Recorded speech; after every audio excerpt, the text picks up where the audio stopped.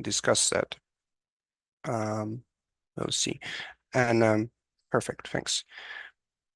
And the initial part is just to for the presentation is just to set up context for the discussion. So if something's unclear, feel free to just unmute and ask questions.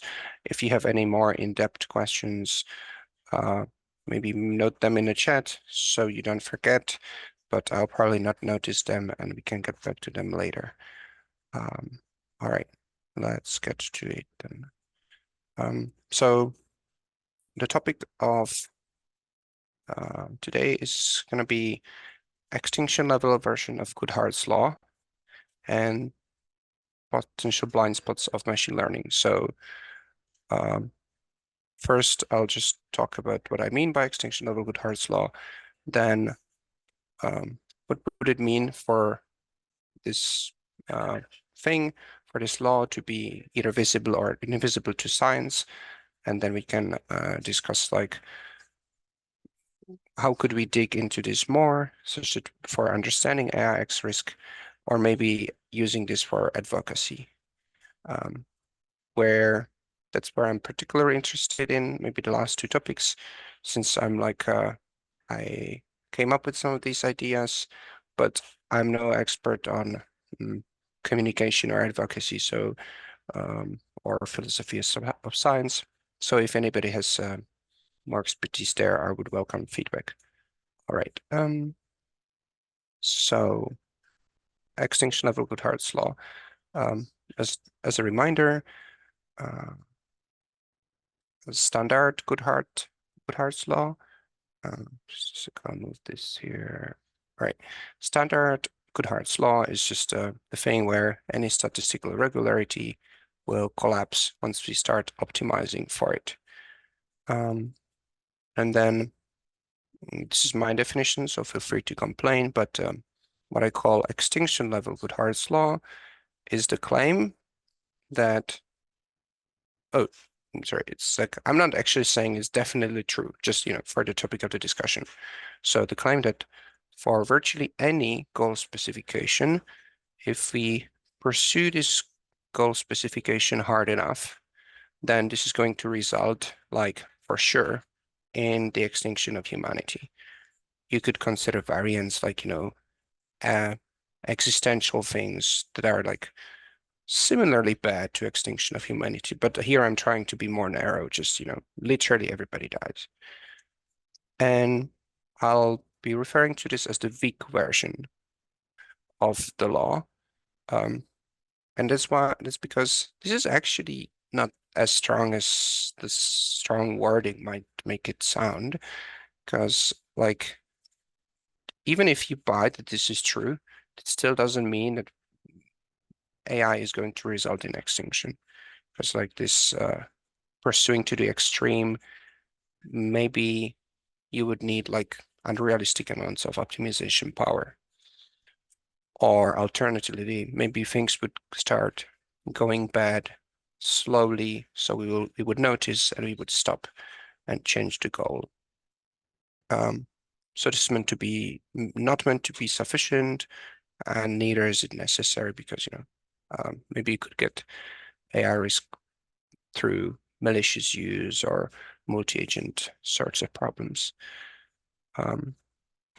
Yeah, so again, this is like in theory something you might be willing to agree is true, even if you don't actually think that X risk is real or whatever. But maybe it's a good point to, like, if you agree that, then you should agree that this is worth discussing at least. Anyway, and what we would actually want is more of a quantitative version. So like for a given goal specification, how much optimization can you withstand before things start going badly? And like how exactly to measure all of those things, that's unclear. But this is like a different sort of claim that we would be interested in. Yeah, so maybe the quantitative version is interesting because, like, to the extent that we expect to have strong disagreements, maybe those are about how the quantitative version should look like rather than about the big version. All right, so potential topic for discussion. I expect that a bunch of this might be unclear from my presentation, so zooming in on this. And then other discussion more in depth where I don't have all the answers. How could we formalize this better? I have some things to say there, but maybe not that much. And then there's the other part, which is like, consider this claim, this extinction-level Goodhart's law, and then it's visibility of this claim to science. So first to clarify, what am I not interested in here? I don't want to make a convincing case that this claim is true.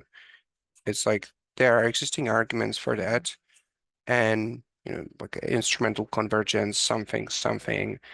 And I'm more interested in discussing how we could even determine, like with more confidence, whether this weak version of existential Goodhart's law is true or not.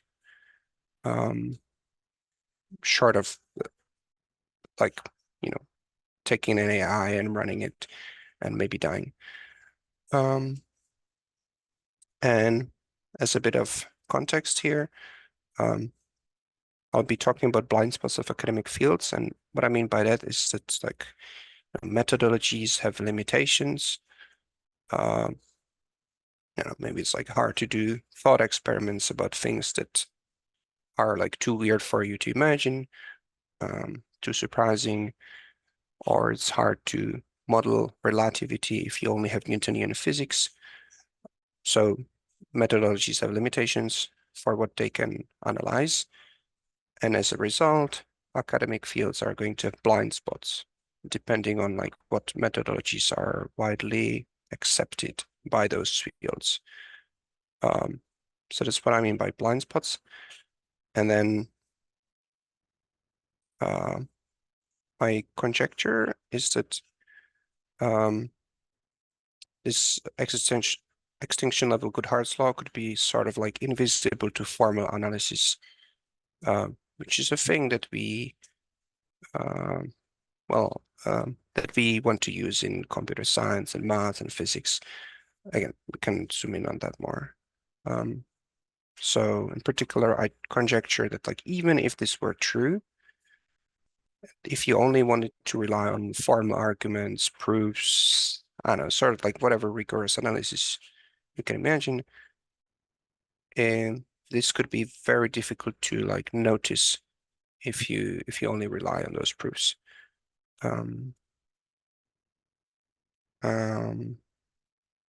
Okay, and then the last point kind of here.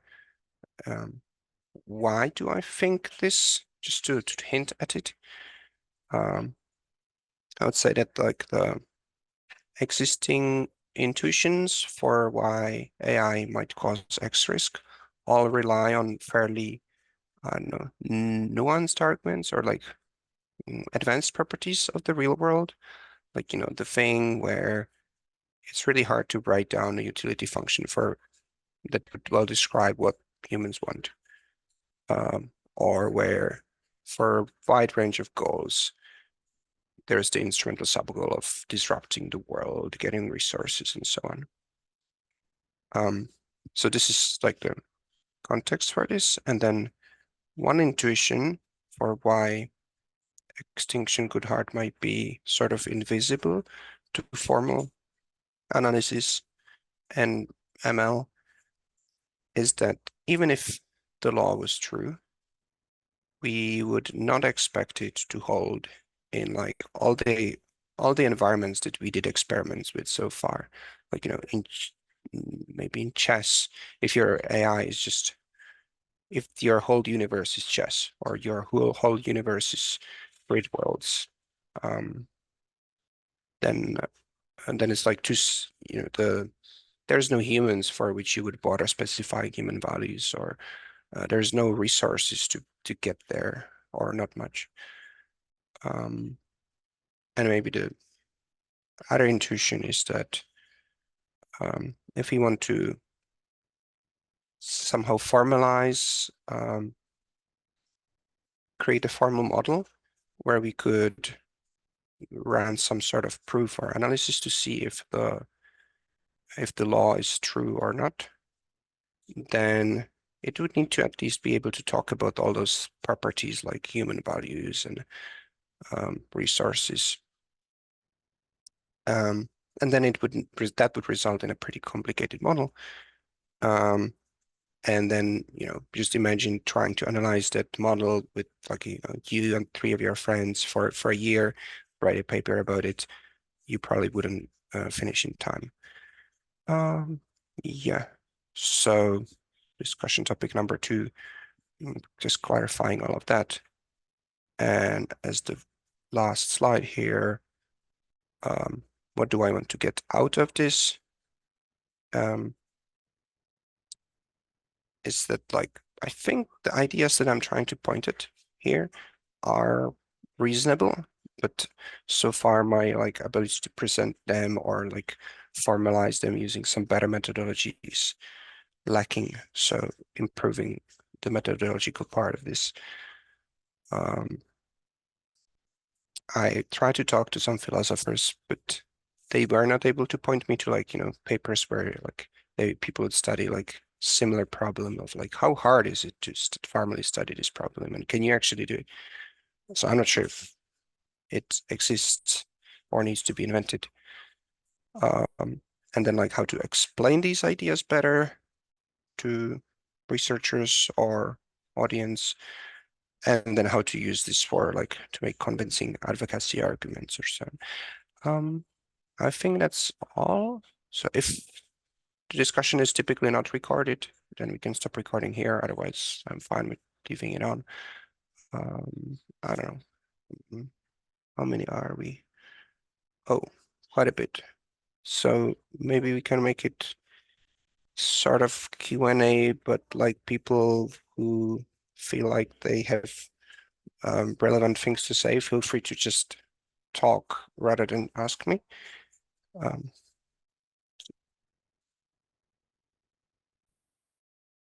Parallel I'd have in thinking about all this is like it was something like global warming or climate change. Like there is no evidence of the Earth heating to levels that people can't live on it. That's never happened before, of like the atmosphere turning into Venus or whatever else.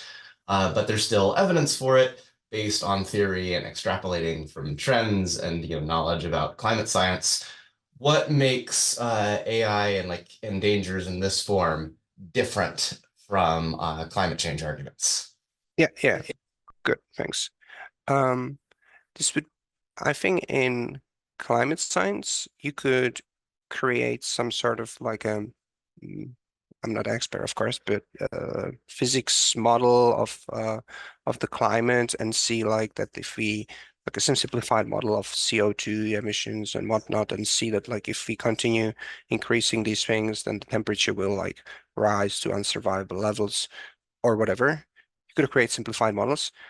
And then yeah, and in those models you would like demonstrate that like, if this model were true, then we would be in trouble. And then maybe it's not too difficult to create a model where different people could agree that this is like reasonable. And at the same time, you would be able to formally analyze that model and see that like this is what happens. Whereas here I'm saying that um, a model that is where we can like both agree that this is reasonable and like already the phenomenon appears there, like the extinction up sort of optimization, then those are like too complex to analyze. Does it make sense?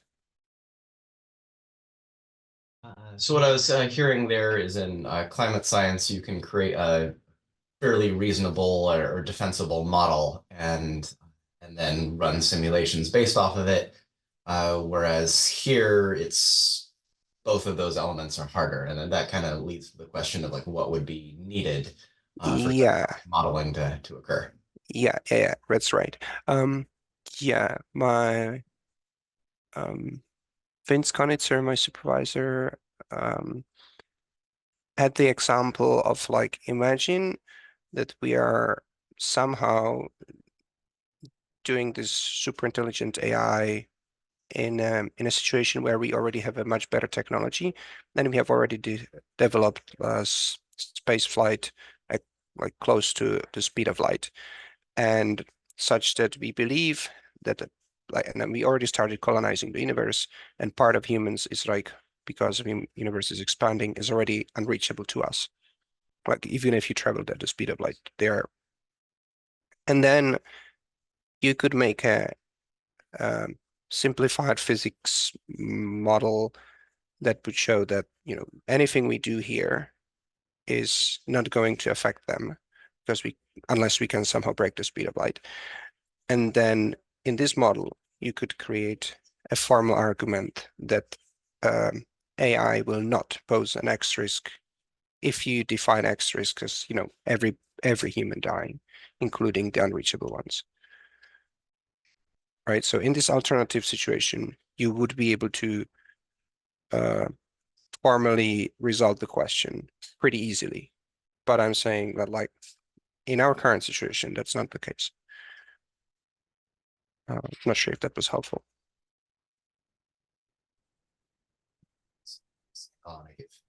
Sorry, you were. If you said anything, you were correct. Okay, Simon? Yeah, like one observation, I feel like almost always, or like the core point of how we all die, it always goes about through the reasoning about future technology. So technology that doesn't yet exist, like of course the superintelligence itself is part of it, but it also often, like, you have an argument about nanotech or at least biotech or stuff like this. And I feel like, okay, maybe that's a key problem that science as it is now has with this kind of thing, because it becomes a sort of speculation, and you can only make arguments, okay, what is like plausible physical limits on technology, but it remains a speculation about what might be possible. And that's, at least for me, when I talk to people about this, like, is often like the point where I have trouble convincing people of it. Then you get into this kind of side discussions. Okay, will nanotech be possible or something like this? Yeah. Yeah, and it seems to me that if we do the thing where we look at simple models like grid worlds or, well, whatever things we studied in AI, those are things where we kind of already understand them pretty well, and we like know what's possible there. And so you analyze them carefully, you try to do like the arc marks of what the AI could do, and like there's no action that it could take that you don't understand mostly. Yeah, so those things are missing there. Yeah, just riffing on what you said. But yeah, I agree. Yeah, so on the flip side of this, maybe this is then a point where you can do some work, right? If you write something about, oh, this technology should be possible for reasons X, Y, Z, then you can have an impact on this kind of discussion. Yeah, that's fair. And also maybe there would be an option to sort of like experiments with human subjects, where you would have an environment that has that you as the designer understand it very well, or like designer of the experiment. And the goal of the experimental subject humans would be to like figure out the safe utility function for an AI. But they would have a limited time, they would not understand it so well. So like from their point of view, this environment would contain like these new technologies. So this would be like an analyzable version of the situation that we find ourselves in.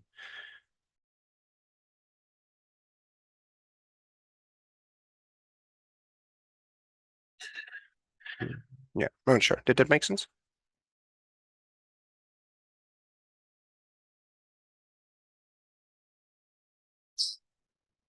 Other like questions or comments or suggestions where to take the discussion? I'm wondering about the issue you mentioned that some illustrations are too simple, like grid words and so on.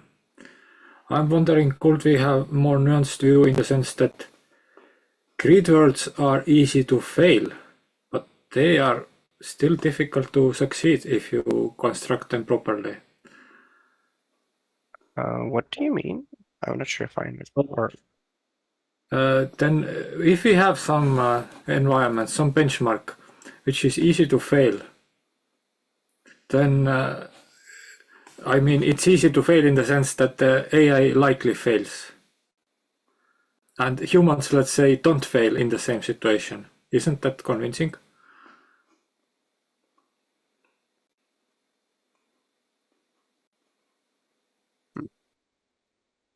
I'm not sure if I understand. Feel free to somebody jump in and try and paraphrase. Okay, I then maybe ask differently. Why do you said that some demonstrations are too easy? Why is that issue? Oh, some demonstrations are. Yeah, I'm not sure. You mentioned grid words. Can you Oh yeah, please okay. say Yeah. again what's your attitude with grid words? Okay. I'm saying that if you imagine that the whole world is a grid world, then within that grid world, extinction-level Goodhart's law would not hold. Like the silly reason for this is that there's no humans to go extinct, right? So like whatever. But we could imagine if we wanted to use this setup anyway to study like the question, then we could like point to some objects in the grid world and be like, okay, this is our metaphorical humans. And then we would be like, okay, this is their metaphorical goals. And like this is sort of like what's the metaphor for the human being alive versus being dead.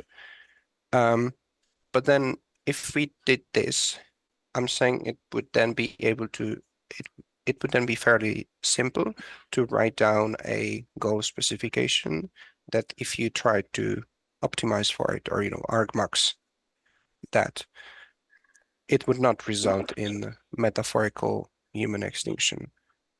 And a part of the reason is that, oh, sorry, maybe let me give a very simple example.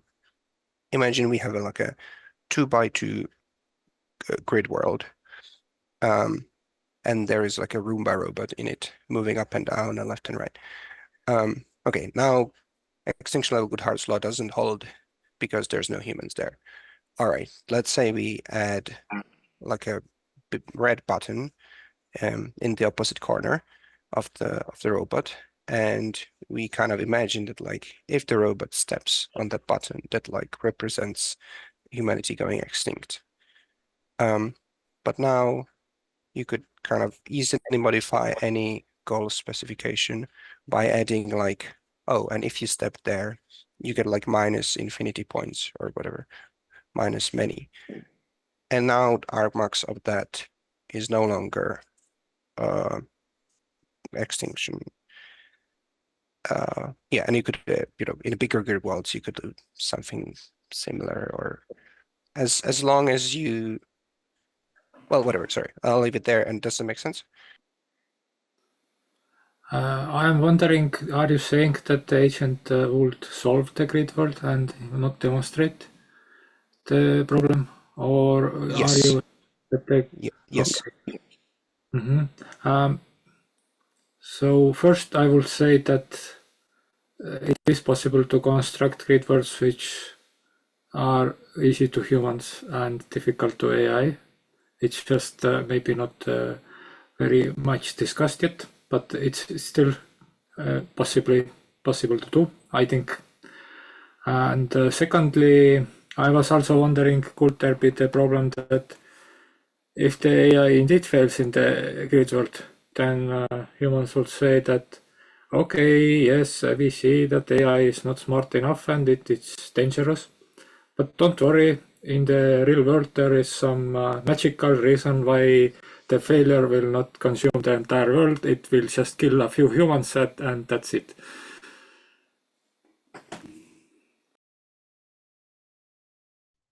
Yeah, right. I think here I was primarily interested in and like the weak version, which maybe you could rephrase as the limit version of extinction of Goodhart, as opposed to the quantitative version, which would like assume that the AI has like arbitrary amount, like finite but arbitrary amounts of optimization power. So here I would like assume that like by definition the AI is able to solve, like if human is able to solve it, then the AI is also able to solve it. And the problems I was imagining would stem from the fact that like the thing that you specified was not the thing you wanted. So I mean, I agree that the other thing could also be a problem, but this is not what I was pointing to here.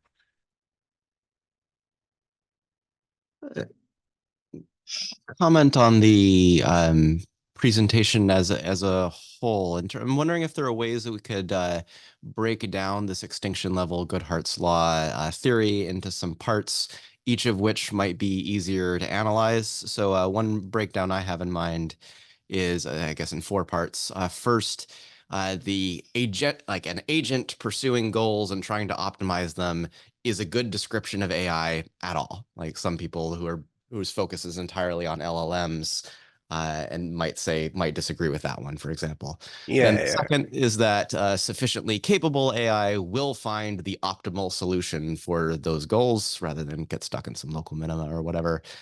Third, the optimal solution in a lot of real world environments doesn't involve humans existing, instrumental convergence kind of stuff. And then last, we can't stop such an optimizer once it starts. And yeah, right. which of those are more solid than others and which need to be broken down further and so on. Yeah, that's a good point. And kind of the way I was imagining this was that it was like, okay, I'm not claiming that all AI can be reasonably described as AI agents, nor that AI will be able to like sufficiently that AI that we have will be able to act as like arbitrarily powerful optimizer. This was only trying to do the thing where it's like, well, if you are willing to grant as an assumption that you have an AI that is capable of like arbitrarily powerful optimization, then I'm saying you get this behavior that is like virtually going to go specification, you die. So it, and I guess that was that's where I was trying to find like a maybe like agreement point with people who are like skeptical of the AI risk because they don't buy that we'll build agents. I'm like, sure, but can we agree that if we did, then it would like potentially be a problem? And then if we do, we can start discussing the other things.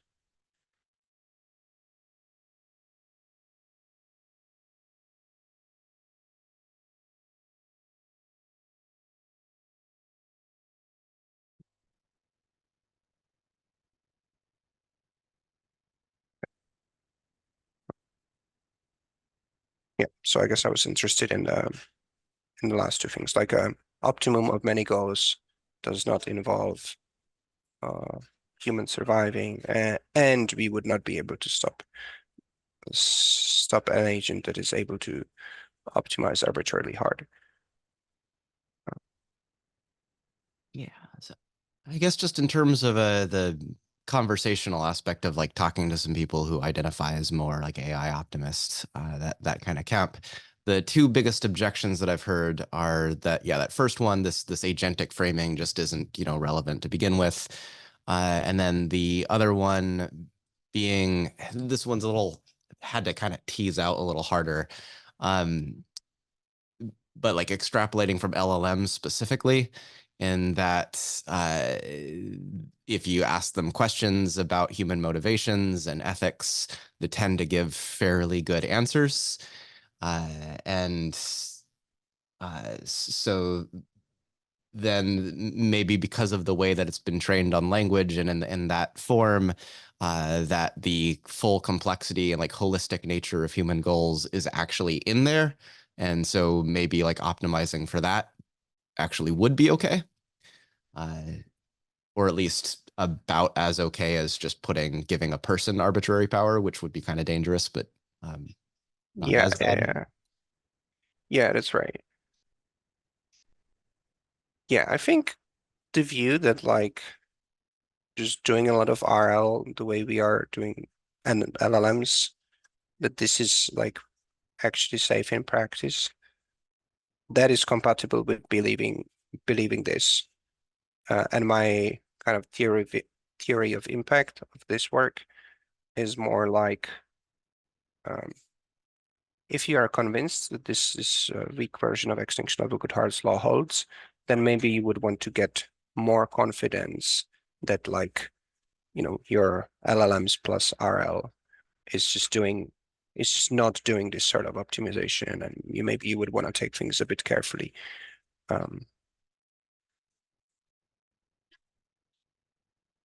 Yeah. Yeah, maybe as I said earlier, yeah, this is compatible with the version where you optimize for a little bit, and then as you optimize harder and harder for a specific goal, you notice that things are starting to look worse, actually. So you spend another year on figuring out how to do a better goal, and then you optimize for that. And then whenever, again, things start looking worse, you go back to the drawing board with the respect to the goal. And you could just go on like this forever, and you would be fine, even though this might hold. Yeah. Anyway, Cam?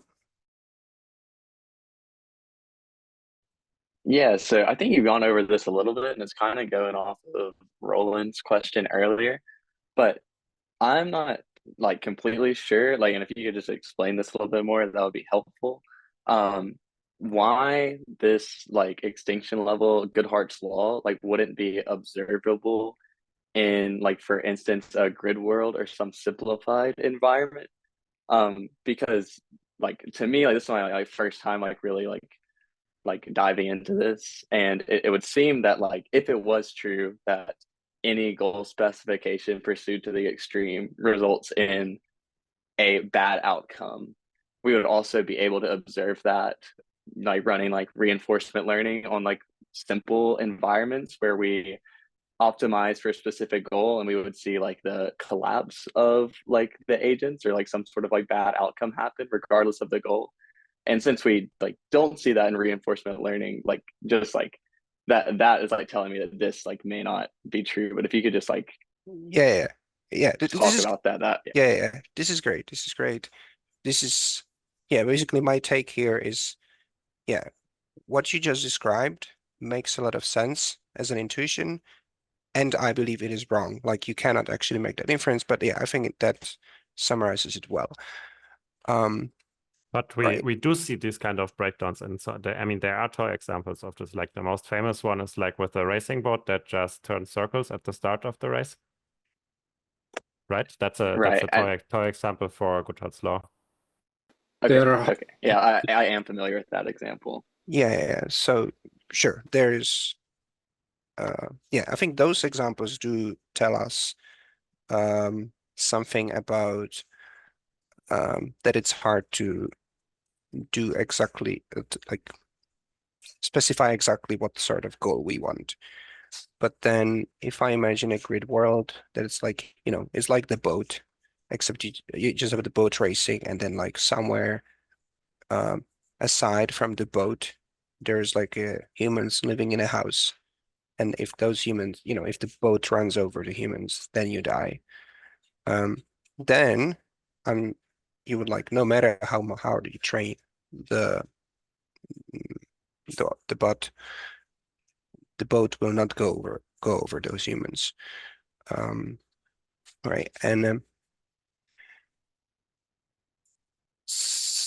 I'm saying that I conjecture that this extinction-level Goodhart only holds in environments that have like specific properties. I'm not quite sure which, but my guess at this is that in environments, so in a real world, you it's like it's useful to have more stuff. Like for most goals, more sort of like quantifiable goals, it is good to have access to resources.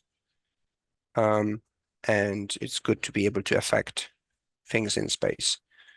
And also you can like dismantle anything in the environment and turn it into resources. And there's humans in there which tend to die if you dismantle a lot of things in the environment. And actually, even if you start dismantling, like, you know, not to the point where, oh, just a sec. My internet is complaining. I might need to switch to data. Let me first check that to make sure that we don't. All right. Hopefully my internet won't go down, but if it does, discuss between yourselves and I'll try to rejoin. All right. Sorry. Yeah, okay. Even if you disrupt the environment to a smaller degree, people would tend to object and try to shut you down, which is like an instrumental drive to get rid of the humans. So these, I think, are some of the properties that contribute to extinction level being Goodhart being true in the real world, if it is. But these things are not true in most, you know, grid worlds or simpler environments. Yeah. To which parts of what you asked does that help with? One, if we construct a world where we have this ability for the agent to disassemble everything and acquire resources and so on, because it seems to me that right now it's just you haven't seen such grid world. Yeah. Oh, sorry. I agree you could construct that grid world. I just think that, like, in principle, it's like if you did, then probably it would be like too hard for us to analyze, you know, to like train the RL or whatever to the point where it would start behaving optimally, or where you could like look at it and prove things about what the optimal policies are by hand. Sorry, Simon. Yeah, I guess like the fundamental problem is like we don't have super intelligent AGIs yet, so we can only observe this in simple like toy examples, and then it always like looks a bit silly or obvious maybe. Yeah, so that's like, I don't know, like when people say, okay, yeah, it stays like what I said before. It's like a claim about future technology. It's a claim about the technology that we don't have yet. And if you're not satisfied by simple toy examples that we can currently run, it gets hard to answer. And I think then we're like in this epistemically difficult situation that you're describing. Yeah. Though I would say that, you know, if the point of focusing on those simple environments was that in the, you know, 2x2 grid world, it doesn't really matter if you're super intelligent. If your whole universe is that, you can, you know, I can compute the optimum policy by hand. You don't get more benefit from that. But yeah, in the real, it's true that in the if we just do experiments in the more complicated environments, we just see like, oh, it's doing some dumb and not dangerous thing. And then your argument exactly goes through. Like, yeah, that's not super intelligence. There is this saying that make things simple, but not simpler than necessary.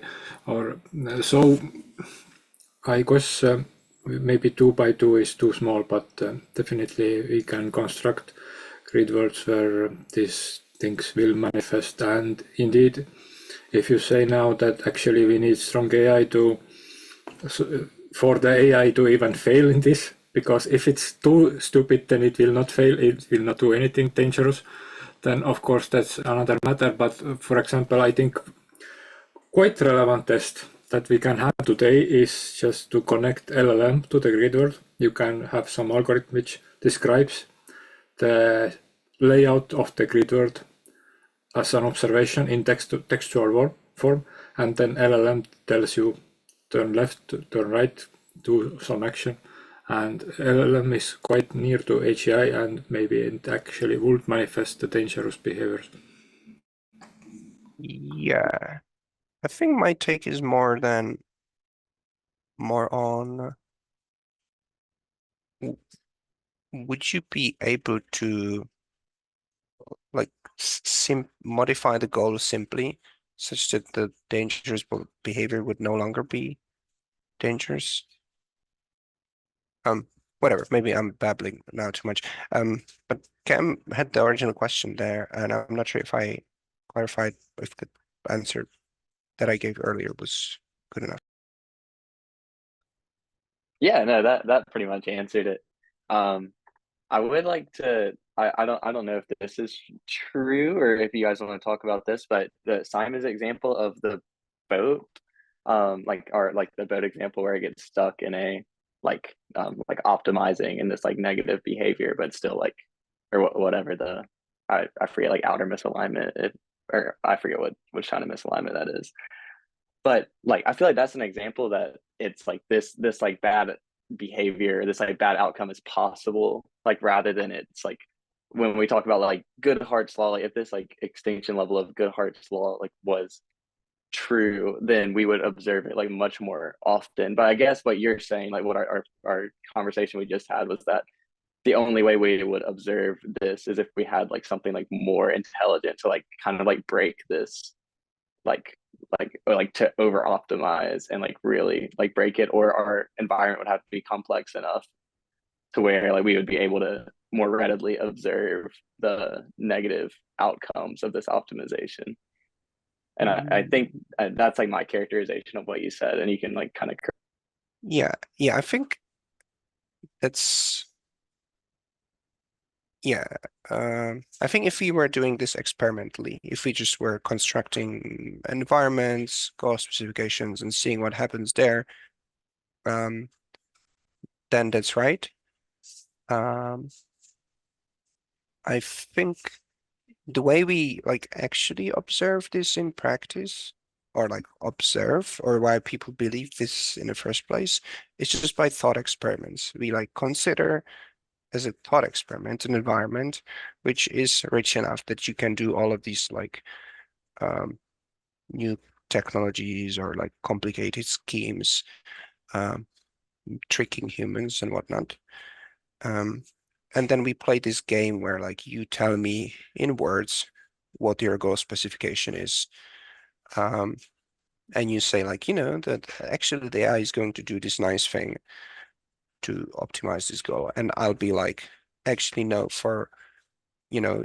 I could do even better than your nice thing, but it involves bad stuff happening to humans. And we could play this game for like any goal specification that you give me. But then the problem is going to be that like you might object like, oh, but actually for for the plan that I outlined that involved bad stuff happening to humans, you could consider another plan which is even better and does not involve humans dying. Or you could be like, oh, but I'll actually just modify the goal specification to avoid this failure mode. To like make the plan that I outlined no longer optimal. And then we can play this game where I keep proposing plans that destroy the world.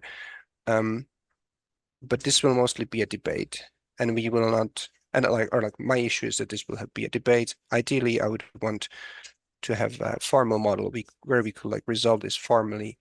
And what I'm saying here is that, oh, but that one would be too difficult for us to actually find the optima of. And sure, you could like construct an AI, super intelligent AI could find you the argmax, but then probably at that point that would not be safe to use. Another common source of examples is evolution. It's often used in these kind of discussions because evolution, like if you run it for long enough, is a very powerful optimizing system.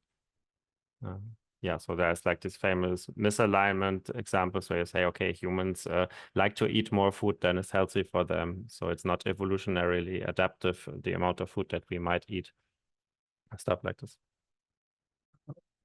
Yeah. It sounds particularly funny with me sitting in KFC. Anyway,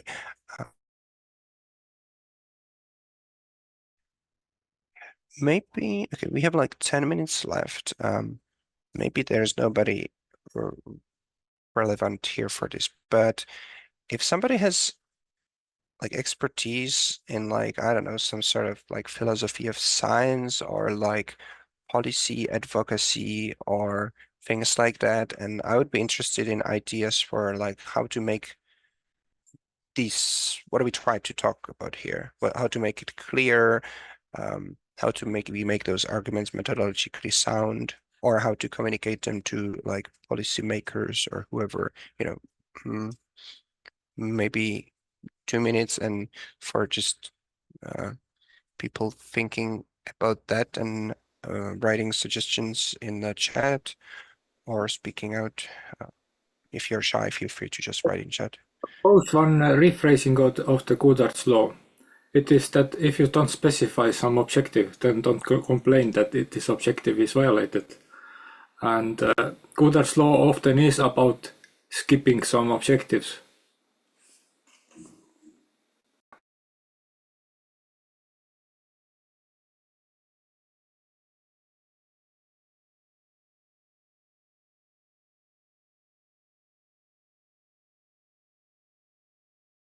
Maybe more specific prompt for the advocacy thing.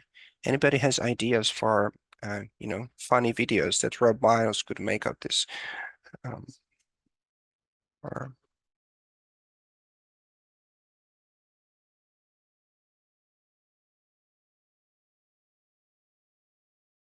A question around governance that comes to mind in a lot of these kind of talks is that like AI is a broad spectrum of technologies, and it's not necessarily the case that all of them are equally as dangerous. Like there may be some subpaths within AI that have a lot of potential benefits and not particularly risky, and then some are like super risky just by their nature.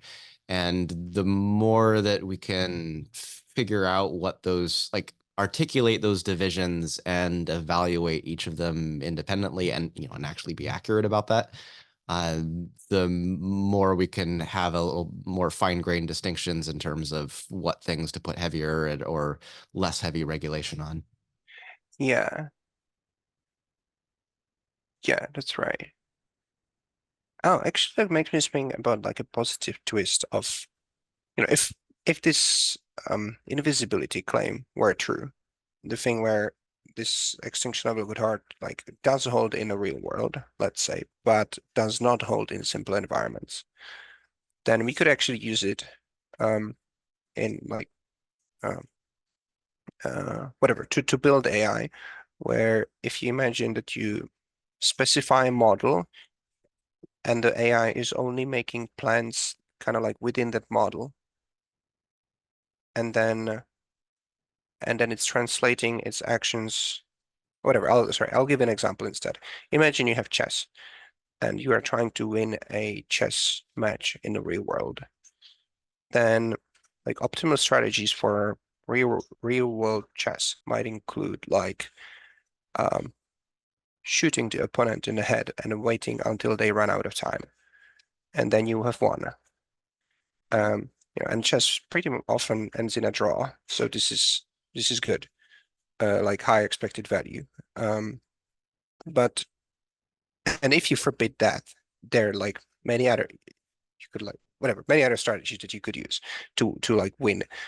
But you could instead build your AI by just building like a game theoretical model of chess, having the AI search only for plans only within that model, and then the way the AI acts is by like figuring out what the plan is, and then you just have robot execute those moves, like whatever the game theoretical model tells you which move to take, and then the robot just does that move. So you are like never even reasoning about the dangerous stuff.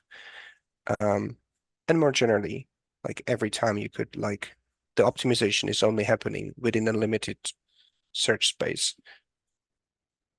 that might be safe, at least safe from, the sort of danger that I was outlining here.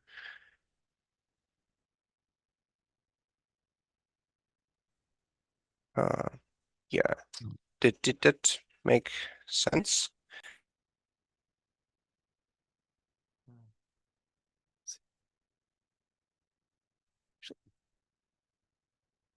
Slightly unrelated, but back on the question of the utility of simple environments.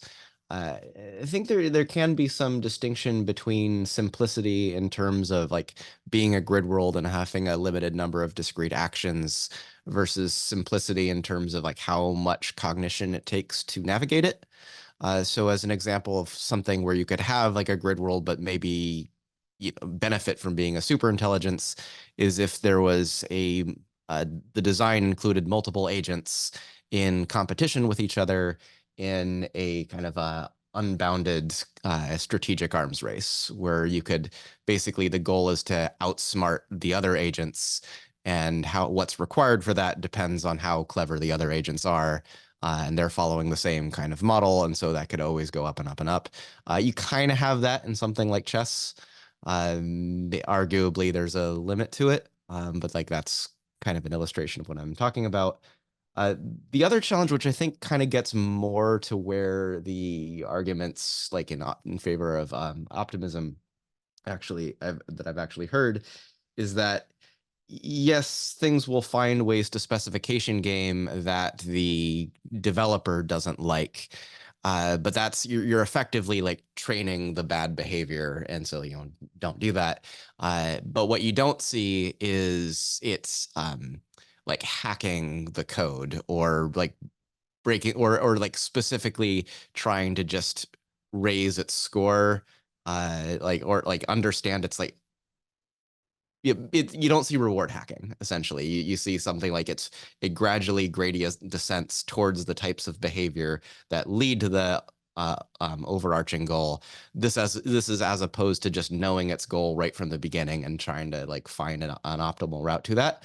But that might be a result of a consequence of the nature of the design in that it has one goal in one environment. Whereas if you gave it like if you ran the same agent through a bunch of different games and it had to like figure out what its reward mechanism was each time, then it might create the generalization of, there is a reward mechanism somewhere.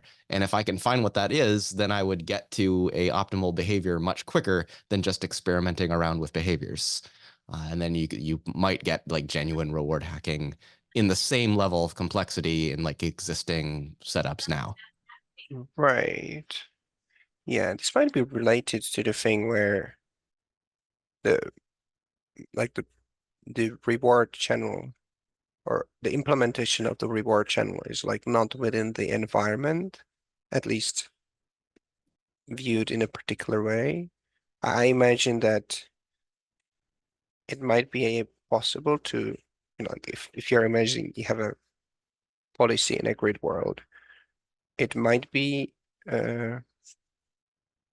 possible to create a policy which will like execute computations on a computer that like actually result in hacking the implementation from within.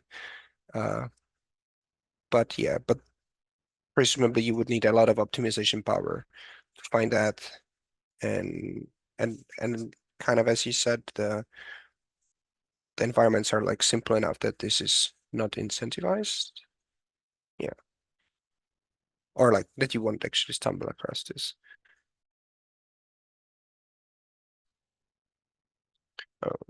Maybe before we end, I should also mention that I did write a post or a sequence of posts and like a draft of an archive paper, formalizing catastrophic Goodhart on Nesprong. So some of the things that I talked about here are discussed in more detail there. And if you would want to leave any feedback, and can find where, then like, leaving it there, I'll go see it later.